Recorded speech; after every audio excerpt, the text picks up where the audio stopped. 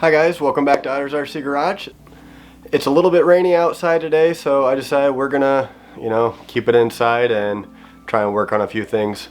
So let's get started. So one of the first things I wanted to show you guys today was this front-wheel drive RC car. So to give you guys an update, I know there's been quite a few people wondering about it and what I'm doing with it. So today I did something off camera. You can see the ESC over here. This is the old ESC out of it.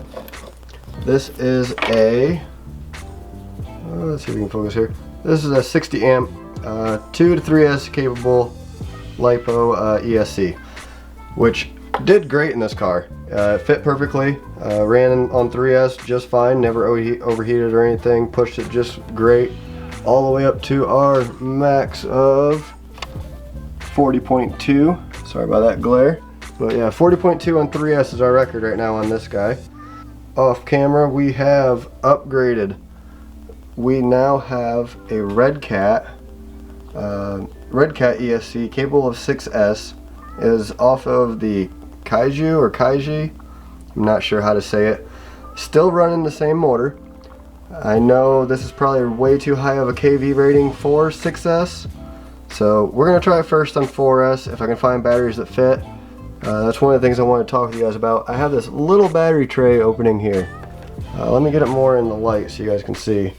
But this little battery tray, it fits about the same size batteries like what a Revo does.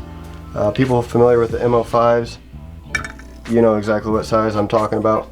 So it fits pretty well. Revo size batteries can go a little bit bigger. I'm thinking I have two airsoft batteries that are both 3S, so I think I got the 6S capable figured out, but I want to try running it on 4S first. So if anybody knows of a good 4S battery, or hell even some really good 3S batteries, or two smaller 2S batteries, just some sort of combination. Trying to get this thing to 4S and then to 6S, but I gotta have batteries that fit. I now have an ESC wedged in there that does fit. Let me show you guys this from the other side. I actually had to link this underneath. I'll try and brighten it up in after shot. I actually had to loop it underneath this guide rod that goes, or this body rod that goes on the other side. Loop the cables and everything underneath there, sort of wedged it underneath that, but it does fit. Got everything tidied up.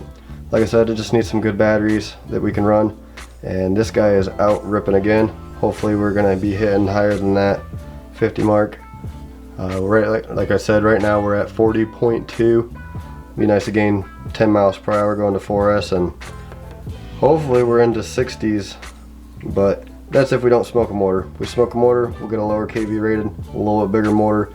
This is just a 540 motor, so we can step that motor up to a 550 motor, go a little bit lower KV rating so it can handle the 6S, and see what she does.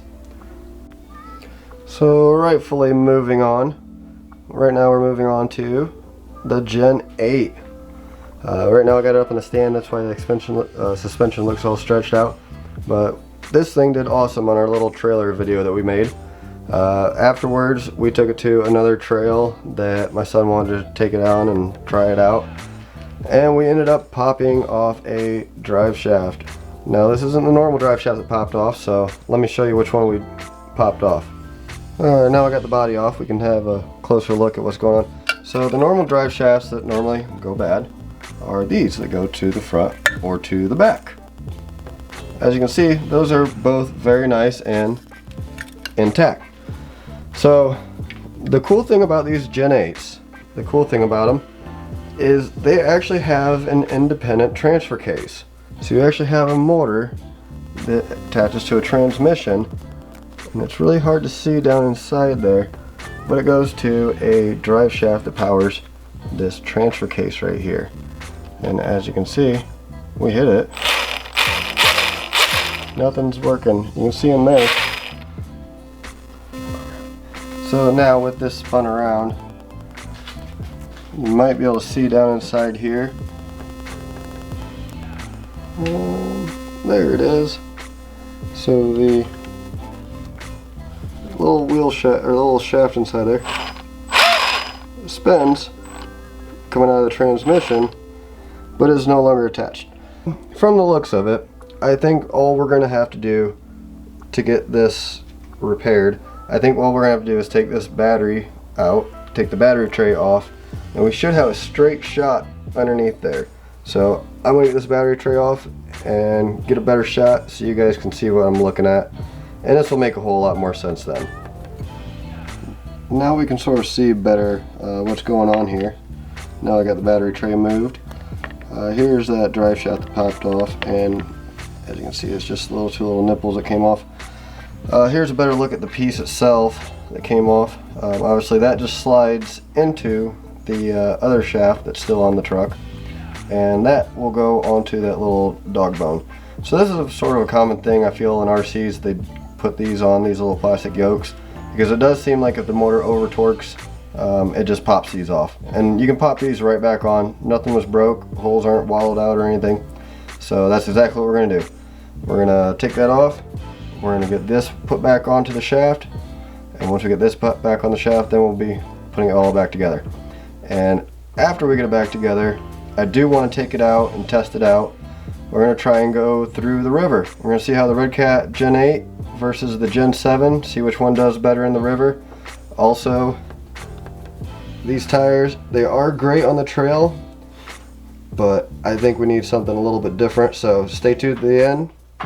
We're going to give this thing a little bit of a visual upgrade that will definitely help it out in that river.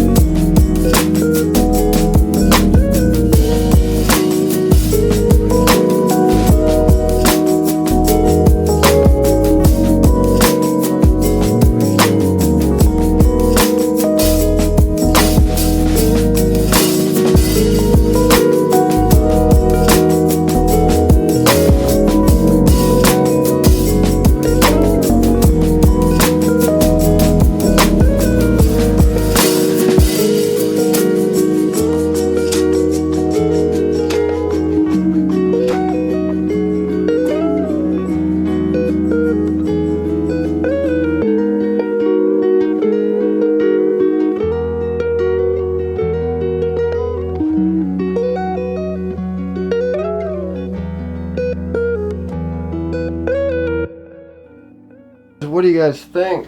It is all back together, ready to rip for that river run that we are getting ready to do. Except for, like I promised you guys, the special add-on, special upgrade. So, without further ado, let's get those bad boys slapped on. And there it is. Look at those. Now I know a lot of people probably aren't going to like the green body and the red rim combo, but honestly I think it looks pretty good.